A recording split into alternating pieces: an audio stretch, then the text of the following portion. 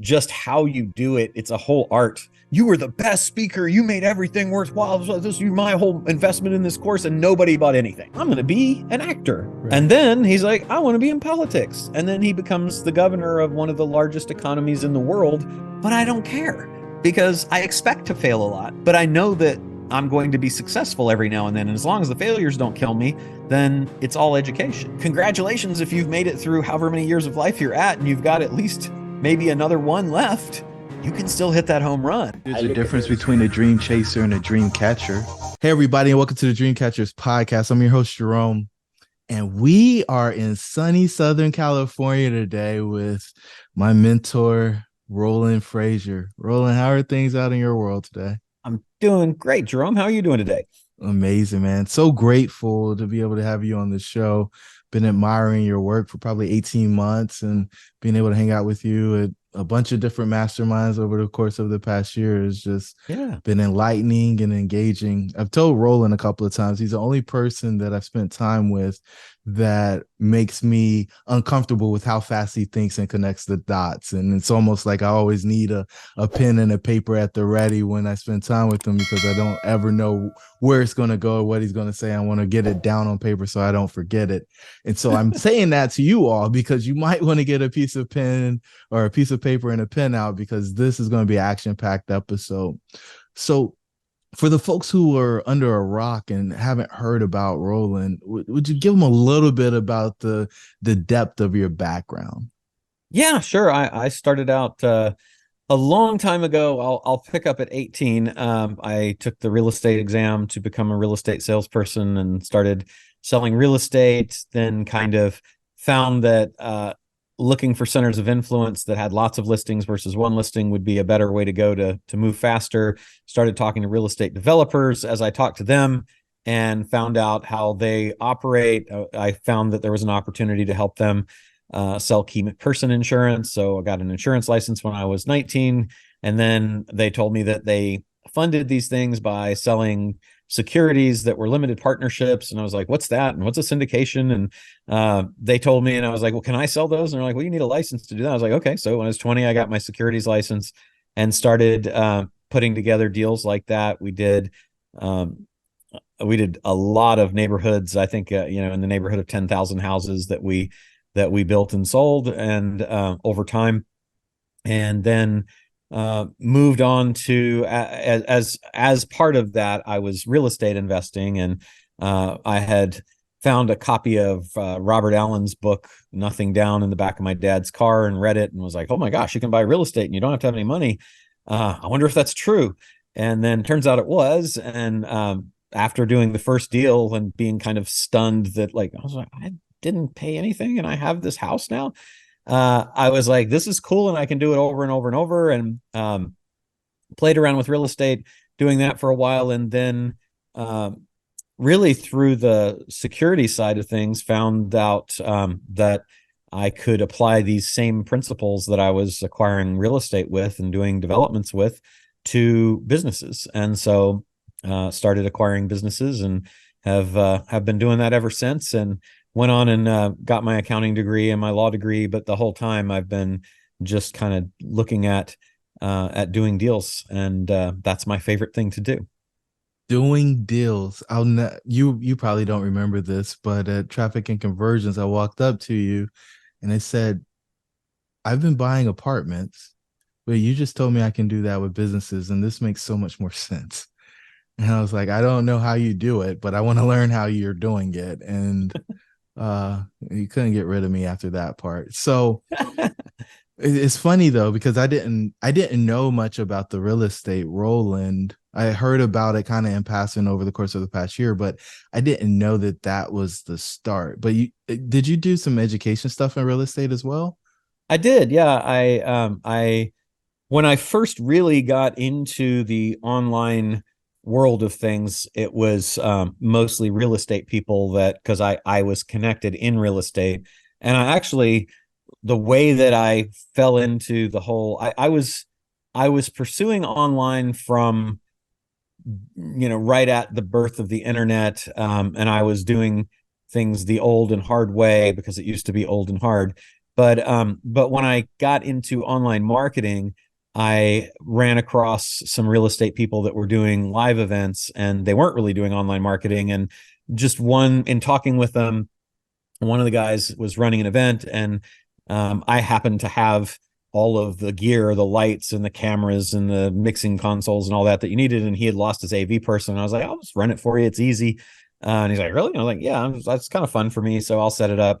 And so I set everything up and was just kind of at his conference and listening to him talk. And online and web stuff was so new then that there wasn't a lot out there on how do you market and generate leads and for real estate investors. And I was like, I sitting at the back, I just wrote on a yellow pad 23 ways that you could get leads and find deals and stuff like that. And at the break, I said, here, read this. Look, just tell them this. This is easy. And he's like, I don't know any of this stuff. You tell him. I'm like, I don't really want. He's like, no, come on, please, please. I was like, okay. So I went up on stage and I gave him the 23 ways, and everybody just, kind of around you when you come off, when you have something like that is new and they haven't really heard before.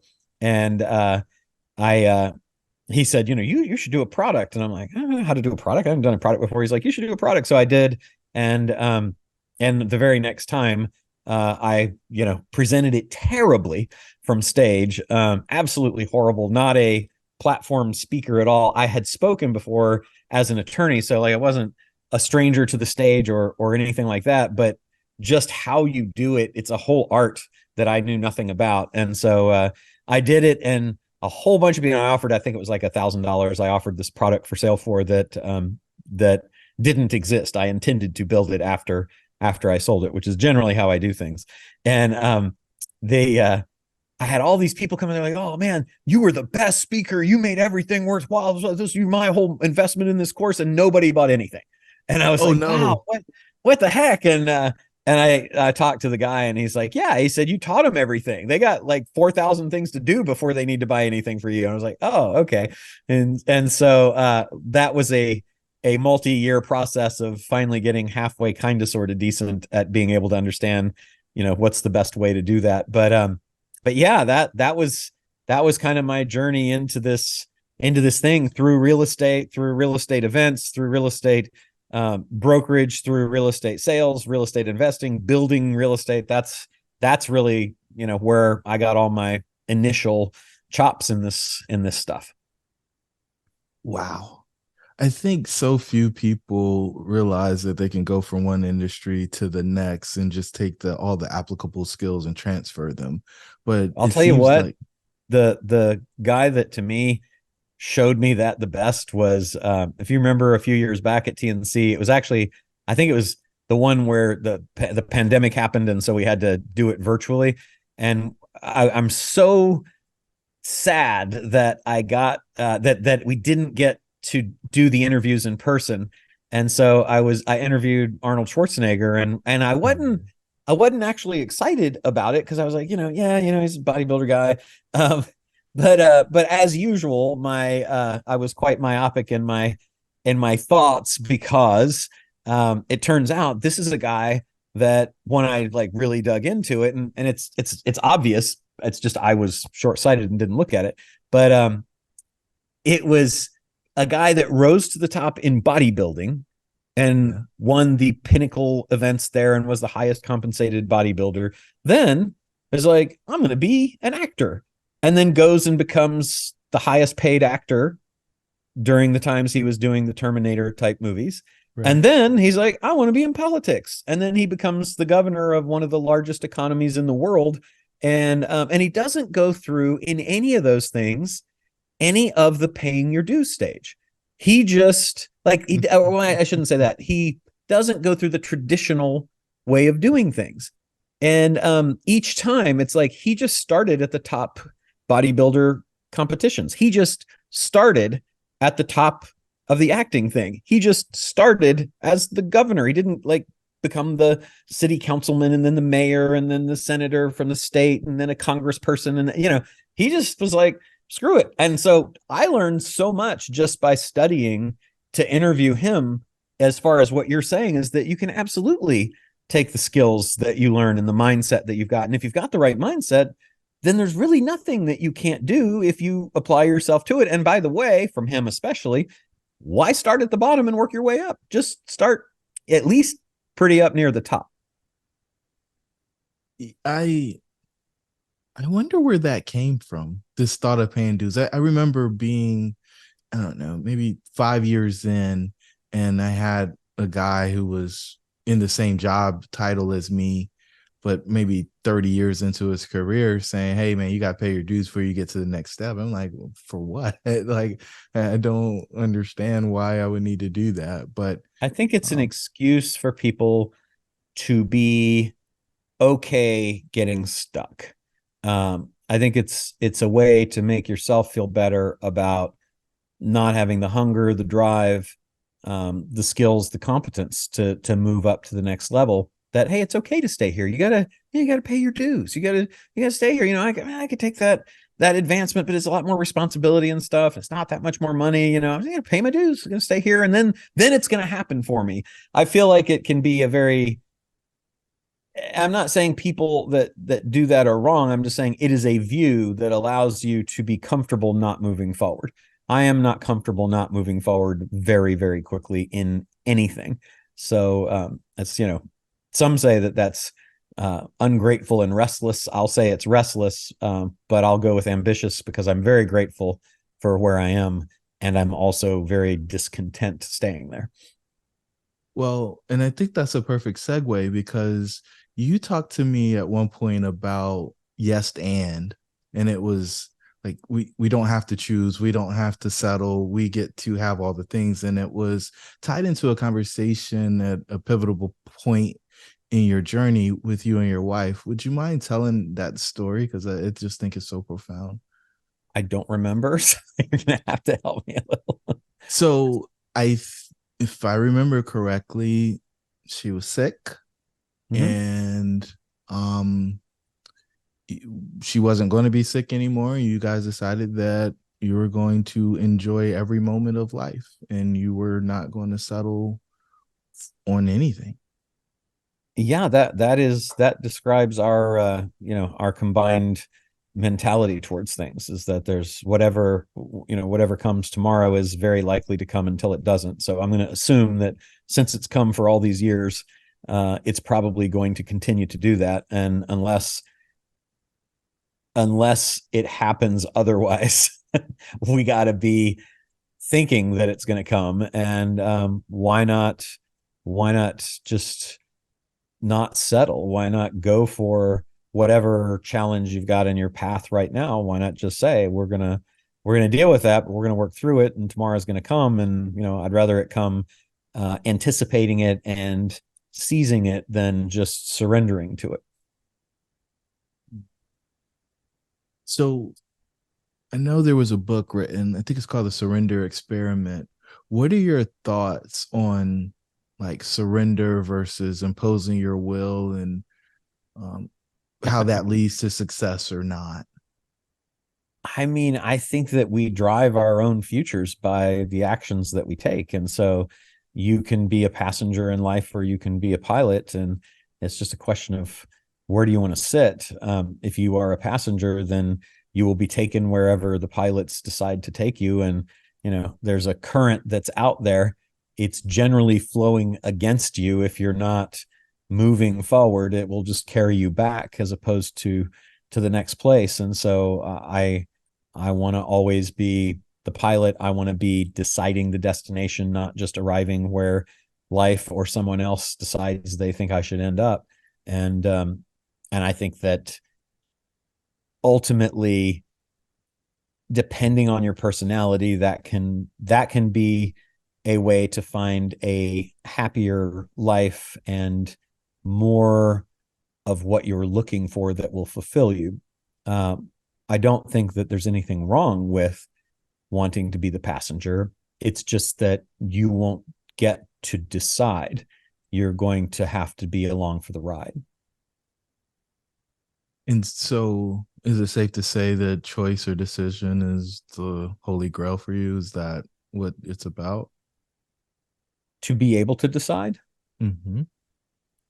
Yeah, I mean, I will always push. My wife and I share the maybe not ideal trait of, if you give me an ultimatum, I'm going to take the opposite of what you want me to take, even if I blow myself up in the process, because I will not be given ultimatums. So I think that's a corollary of, I'm going to decide my future. I'm going to be the person that gets where I want, what I want, and I'll fight for it, whatever it takes, and I'll fight against anything that takes me away from it, even to my detriment. It's like your ultimatum. You're sitting on a stack of dynamite. You must not blow yourself up. Oh yeah, I'll show you. I'm going to blow myself up. It's not maybe the most intelligent way to be, but it is. It's worked okay for me. I feel very happy because I am able to own my failures, because I have chosen to go to the bad places I have gone, and I have chosen to go to the good places I've gone. So at least I can be responsible for it. And I'm not a victim saying, oh, well, gosh, these things happened to me, and, I wish I had had some choice in it. It's like, I think we all have a choice in it. So it's funny. I pick with people because I say a lot. I have a car that has a license plate that says I choose. I think there's so yeah. many people out there that do not know that they have a choice. They're just Yeah. programmed, and they're just going through what they've been programmed to do over and over again, and getting a result that they say they're not happy with, but they're not making any adjustments in order to get a different outcome. But they don't know that they can change the program. I was gonna Now, say, yeah, and I think that's the thing too, is that a lot of people are told they don't have a choice. They're told you've got to pay your dues. They're told you can't you can't be successful. One of my sons was told by his natural father that you can't own a BMW. That's just crazy talk. And there's so many people that are out there. I don't think that he was told that because the father was being evil. I think he was told that because the father thought that's how he protected him from failure. Um, right. and I think that most of the bad advice not to chase our dreams, and not to fight for what we want, and not to choose, and not to decide, and that we don't have a choice, comes from a good place that Gotcha. is hopeful, that the person will be protected from failure, Mhm. not realizing that they're also protecting them from success, and that the only way to ever get to success is to experience pain and failure. But here's the thing: whether you ride or whether you pilot, pain and failure is going to be in the future for you. You don't get to escape that. It's a big part of it. And, avoiding it, and I like to pick on the people who numb it, right? Because if you numb the lows, then you numb the highs. And Yep. you can't just do it myopically or one-sided. So I think it's really important for folks to understand that, you've got to have the good and the bad. There is no yin with no yang. There's no rain without sunshine, and so on and so forth. Yeah. The place that I would love to go. Well, let me ask this while we're still on this mindset piece. So, did you, as little Roland, were you always this way? I want to choose, I want to decide, don't give me ultimatums, or did something happen that you said, I'm in control, I'm taking control, I'm the master of my fate, I'm the captain of my soul?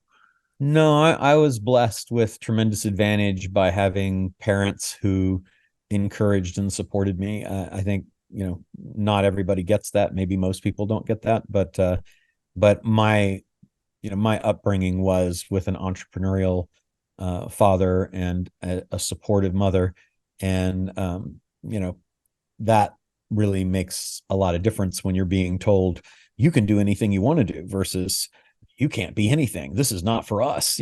So I started with that as a tremendous advantage for sure, and I certainly embraced it. It was like, yeah, you're right. That's awesome. So, this podcast, we interview founders who have exits, and I usually open and say, you had an exit. Yeah. um you've had a lot of exits, and you teach people how to buy companies, oftentimes with no money out of pocket, or none of their money out of pocket, which is really, really interesting. And you're seeing more and more people pop up and talk about it, but I haven't seen Funny how that works. people. Yeah, I haven't seen people talk about it with the level of precision that I see you do it. And it's part of the reason why I wanted to learn these strategies from you.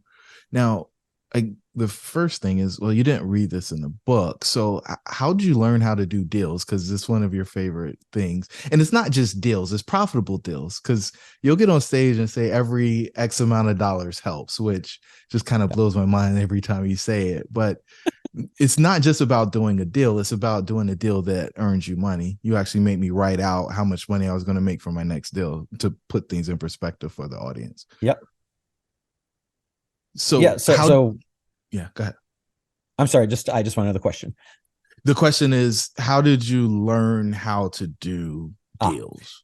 Yeah. I mean, for me, I would say that I did start the journey in a book because I've always been an avid reader. I've always been a consumer of, I don't know why, but maybe it was because my father was a practicing tax attorney. And so I got to meet lots and lots of entrepreneurs. The clients he had were successful enough to have tax challenges. And so I was fascinated by how these people from all these different possible pursuits were out there in business making money, and they didn't come into his office in suits, even though he wore a suit. They didn't come in, they seemed generally relaxed and happy. I'm guessing they were probably all stressed out since they had the government on them. But I really liked the idea that you could not be employed by someone, that you could be your own boss, and that you could be able to make money doing kind of anything. And so that was a huge advantage to me, I think, to be able to see that and think that that's what I want. That's what I want to do. And I didn't know what I wanted to be when I grew up. I was playing music in a band for pay, most of my adolescent life. And so I was like, well, I'm probably, the odds of being a rock star are not in my favor. So I'm going to, have a nice backup plan, and I'm going to go and I'm going to go to school. But I also like money, more money than I got paid playing music, but playing music was late in the day and working was earlier in the day. So I decided that I was going to do all of those things. And I really liked real estate as a place to start because I was able to set my own hours and determine how much I could make. There wasn't a cap on what I could make, which I also really liked. And so my education started in books with Nothing Down, Creating Wealth, and then all of the business biographies. The whole Lee Iacocca thing with Chrysler happened when I was younger, and he wrote a book and I read it and was like, oh my gosh, that's good. And love him or hate him, the Art of the Deal by Trump came out, and I was like, well, that's cool. Look at this guy. He's doing cool things. And it talked about how he bought the airspace above the Tiffany store in New York. And I was like, that's just so creative. It's genius. It's amazing. And he's kind of like, yeah. The first couple of years I rented the office and showed up for work with my briefcase with nothing in it, except a book to read or something like that. So fake it till you make it, which is another way of saying, act as if you're successful, think the thoughts of success, and take the actions of success, and it will likely follow, which I do believe. So it started there, and then it was just doing. I've always been a doer. I'm not satisfied to just read about or learn about or hear about something. I want to do it. I want primary proof.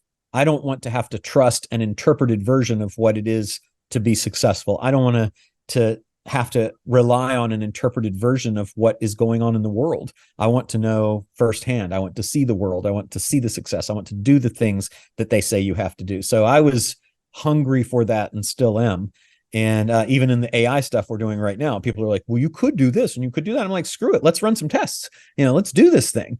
And so I think that my experience and knowledge is 80% experience and 20% education, but it's a whole lot of voracious consumption of everything I can consume about the thing that I'm trying to focus on. So, hundreds of books on psychology, at least hundreds of books on business. And then also think about my education.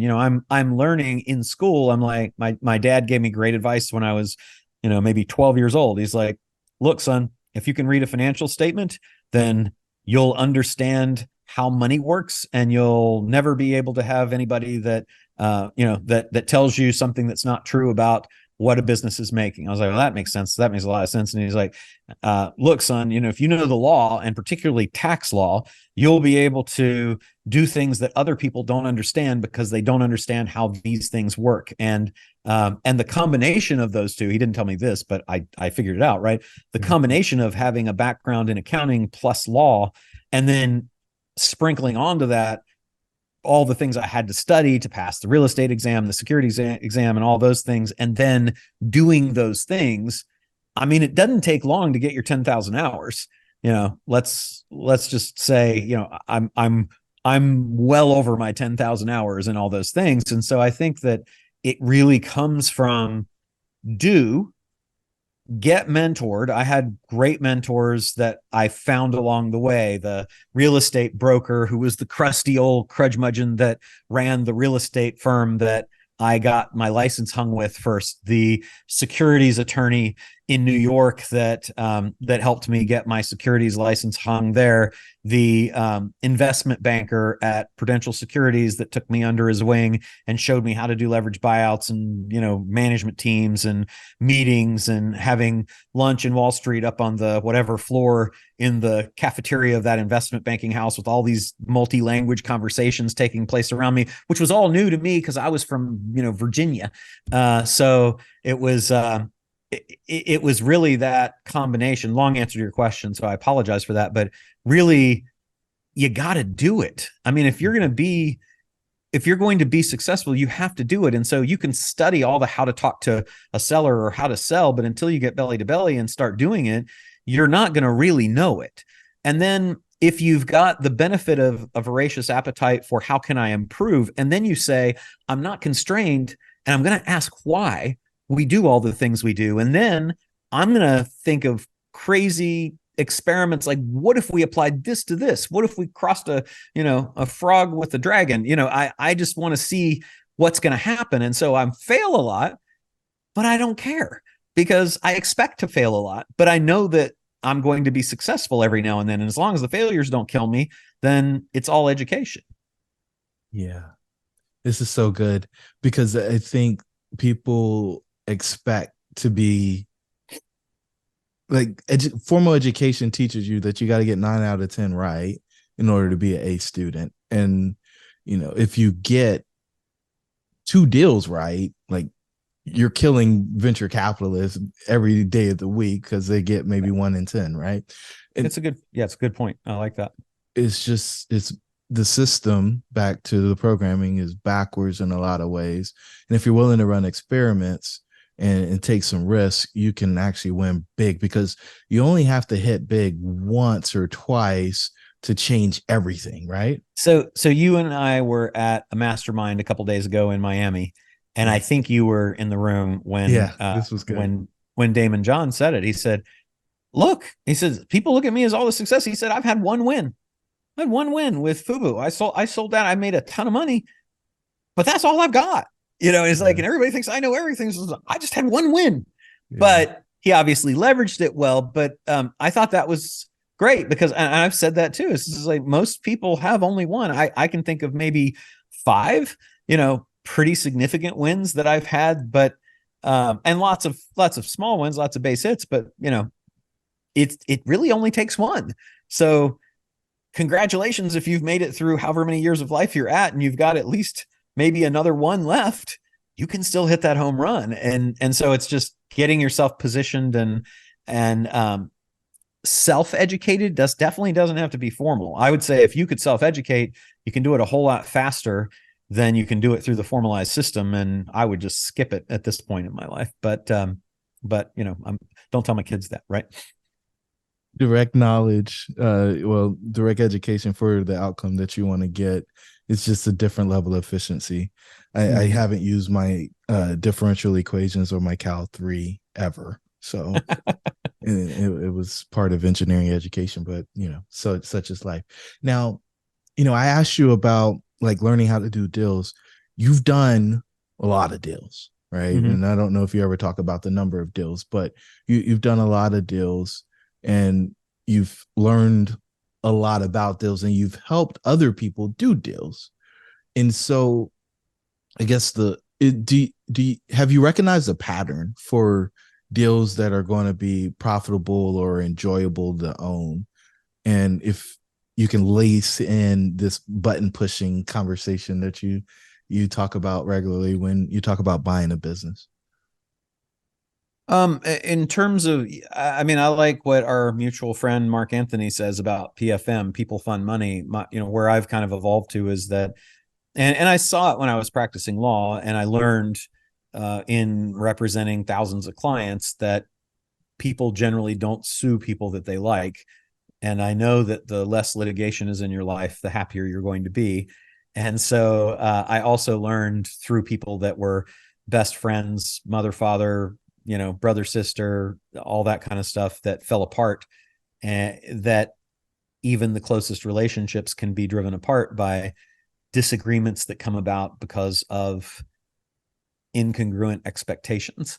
And so having a person that you like, who thinks and has the same values that you have, if at all possible, that you've tried to do something with and it didn't work out, particularly if you lost money together, then, and you can still go forward and be happy and be friends, then that's going to be a good relationship. And then the next thing is it going to be fun? Because so many people choose things for the money, or because they think that's the one opportunity that's going to come. And if they don't take that, they're going to miss out forever, even if it's not really like a fit with what they enjoy doing, that it's got to be fun too. And then it has to make money. And I know a lot of people that deal with people who they like, and they have a wonderful time, but they don't turn that into money. And therefore they don't very often have the financial success that they would like to have, or that they even need to have. So if you think that those are the three things that are the critical elements of any deal, I think as a meta analysis, that's the thing. And then we get into the deal specific analysis of, well, ultimately throughout your deal life cycle, it's going to be an ever-changing acquisition criteria based on what level of success, skill, access, networking, etc. you have, right? Yeah. I I see a lot of founders exit the thing that they spent 15 to 25 years building, and they don't know what to do next. They're lost. We call it the Mm-hmm. founder's exit paradox. Um, you've seen people exit, and you've seen them be in this state of uncertainty or loss. What do you see as a solution for folks that are in that space? I think when people come to me, because I do a lot of exit consulting and helping people with exits too, um, when I talk to somebody who is contemplating that, they've received an offer, or they're like, hey, I think I want to do that. I had a conversation with somebody today about that, and I say, no, well, why do you want to? And then if the reason is pretty much anything other than I'm bored, or this, and I'm just kind of done with this, or it's adversely impacting some important other thing in my life, whether it's family or health or anything like that. Um, if it's not something like that, or I kind of have to sell because of money, or I kind of have to sell because I think that the sky is going to fall, then I'm trying to think if there's anything else. But those are really the primary things. Then I say, look, if it's not one of those things, then what are you going to do next? Because if you don't know and you think you're just going to retire, there's a good chance that you're going to regret doing this.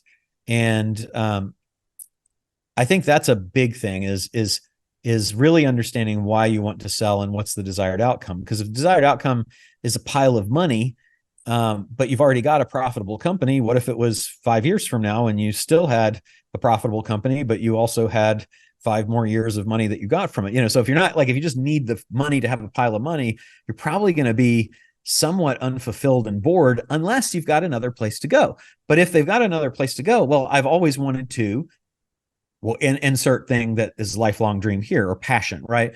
I always wanted to start another business that's this, or Whitney Wolfe Herd that just retired from Bumble as the CEO because she wanted to get back to her entrepreneurial roots. Great. She's tired of running a big bureaucratic company. She wants to go back and start something new, and she's got a million ideas. That makes sense to me. Like, I would say that's a good reason to exit. Or you want to be with your family, or you want to start a foundation, and that's what you need the pile of money to do, and then that's going to be your thing. But if you don't have a thing, and you're a driven person that was successful enough and driven enough to create some successful business, then you're probably going to be bored out of your mind, as most people who've sold their business that I talked to who didn't understand the next thing at the time. Like, if the next thing is I'm going to play golf and take a cruise around the world, you can just take off. Go take off and play golf for a year, and then come back. Go do your cruise, and then come back. Well, I can't because the business would suffer. Well, then you don't have a good business. You've got a job. So let's fix that, right? I think it's just that people leave for the wrong reasons, and they don't really think it out, and they don't think about what makes them who they are as an entrepreneur. There's a lot of purpose in what they do. And it's not that the purpose is the business, but it's that they need a purpose. Their purpose is to go and create. And so they're like an artist that says, you know what, I've painted my last picture, I'm going to cut my arms off. Why would you do that? Right? What if you want to paint again? What if you just put the paints away for a while and go do something else? So I think that's the thing, is that what they do is, when they sell, they've ended the opportunity that they had, and they've ended the momentum that they had within that opportunity. And so one of the things that I'll frequently do is say, let's think about what you're going to do next, and let's see if we can create an exit that allows you to maintain the momentum that you have here and not give that up, even though you're giving the financial benefit of whatever you had to this buyer.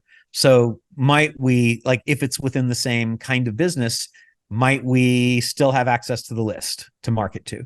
Might we still be the face of the business? Might we, for a period of time, be the face of the business? Might we have this business help launch the other business by being a big client for that, like a consulting client or a buying client or something like that? It's like, how can we use the momentum of what we've got right now, even if it's maybe this business becomes the biggest donor for that, so that now I can say I've got this business as my big donor, but now I've freed myself up to go and raise money for other causes. Like, just how can I take the assets that I've got right now and not have this cutoff that removes me from them, even though it leaves me with a pile of money, because the pile of money isn't terribly fulfilling.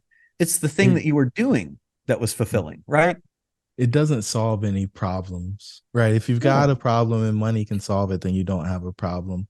Problems are the things that money can't fix. And the moment that you get a bunch of money and you have a bunch of time, you really find out what's going on in your world, because you don't have the distractions that come with running a company and making it work and all of the ancillary things. But we see that so you said the company isn't their purpose, but I think a lot of people mistake the two, right? I agree. think they see the business, and it's not only they see it as their purpose, they see it as their identity, right? So they lose their identity. They lose a lot of the relationships because they don't have the title anymore. And those people typically don't want to have lunch with you if you can't award a contract. And the work, or let's be super nice to those people and just say, they're all busy. They've got their life and their network and everything, and now you're not a part of it anymore. So it would be quite a bit of effort for them to get together. And now what do you talk about? Because your whole relationship was predicated on this business conversation that you had. So if you can't, when I stopped practicing law, my good friend told me, he was like, I'm really sad because, we're not going to see each other anymore. And I was like, we see each other every day. We'll always see. He's like, no, we work together every day now. And so we see each other and we're, talk and all that kind of stuff. But, when that's not the case, we will not be close unless we really try. And that was absolutely correct. We have to make time for no reason at all to get together and have a lunch or see a movie or something like that. And we would never run across each other in our travels together if we didn't do that. Right. And it's like, nothing wrong. Not that I don't like him or he doesn't like me. Just, you know what? Our lives don't intersect anymore. And I think that's I think that's the big disconnect from a lot of entrepreneurs that exit and find themselves lost, is that they don't realize how much of their social life and their general feeling of utility in themselves is connected to the businesses that they've built. And so when you sever the ties of the business and all of those intersections cease, then it's way deeper in their life than they anticipate, because it's not just going to work. It's my friends and their friends and my spouse's connections to the people that I work with, and the things that I did with the people from work to support charities or do other things. You know, it's like, it's way deeper than anybody ever thinks. And so that's a thing that you got to think about. It's absolutely a thing you have to think about.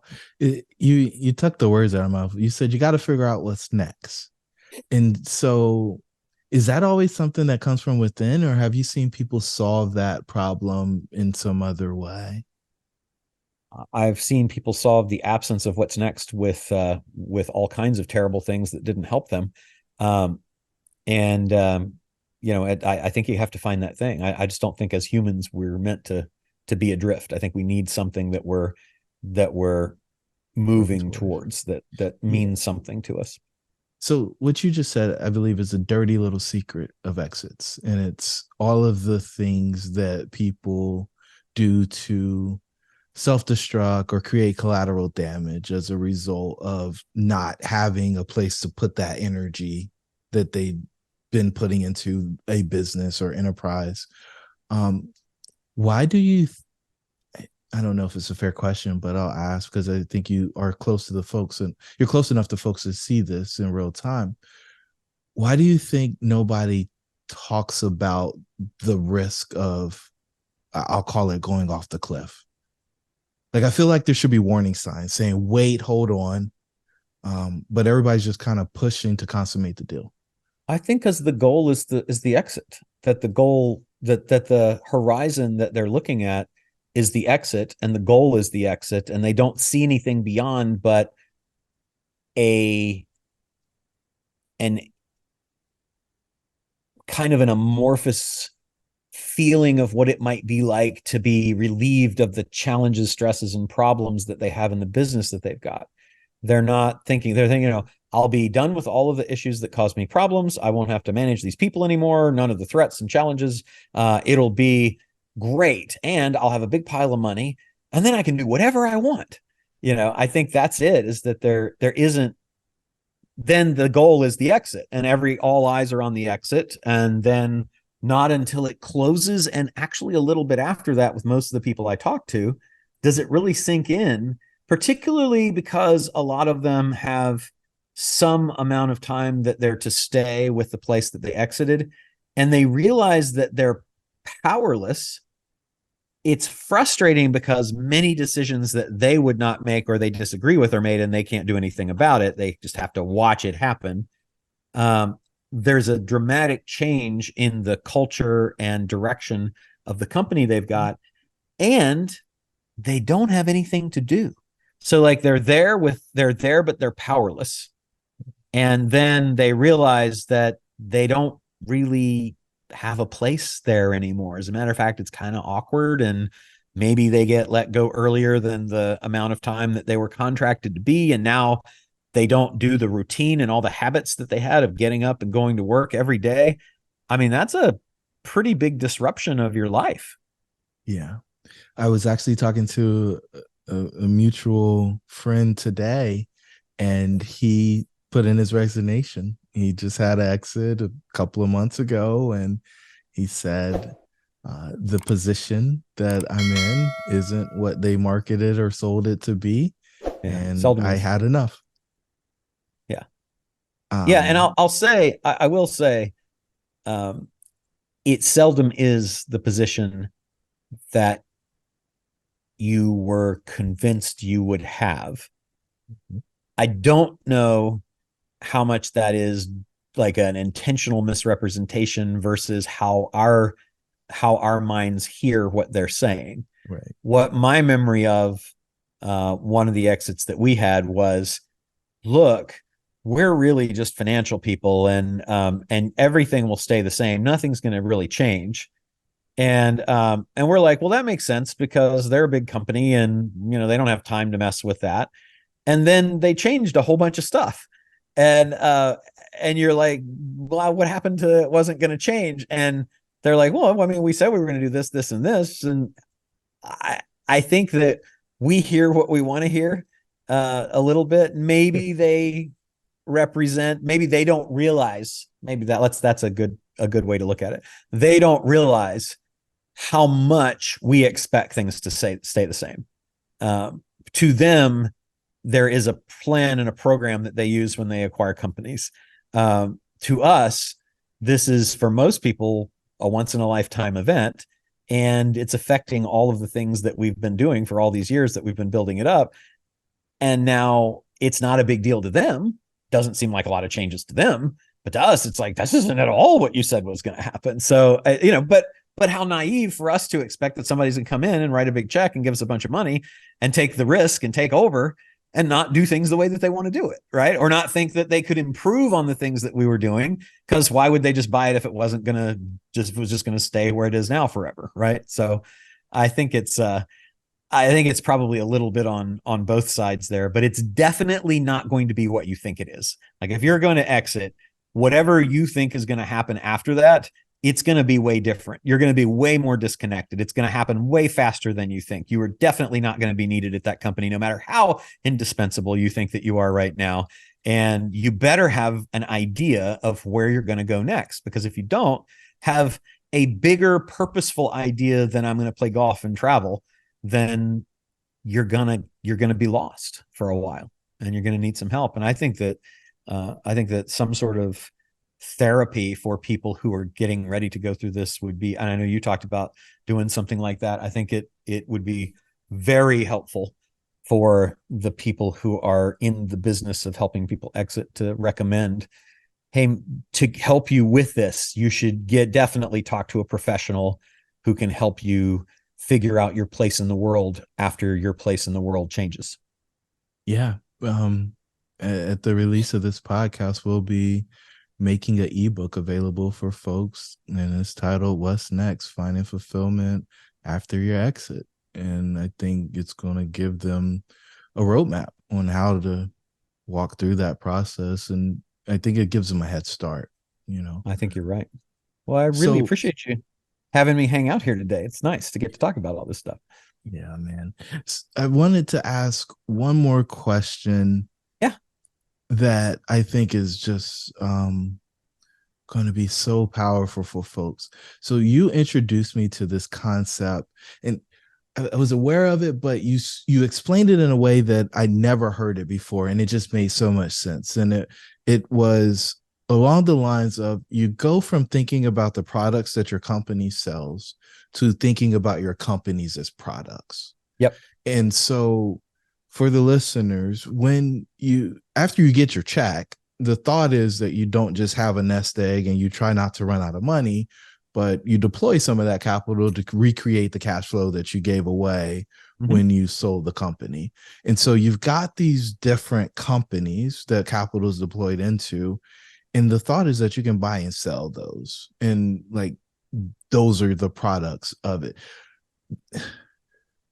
I believe that most people aren't, I'll call them resource allocators. They don't really understand like the skills that are necessary to evaluate the company's post-exit. And so right. I guess the question I would ask you is, like, how does one figure out how to do that so that they can actually have companies that they treat as products?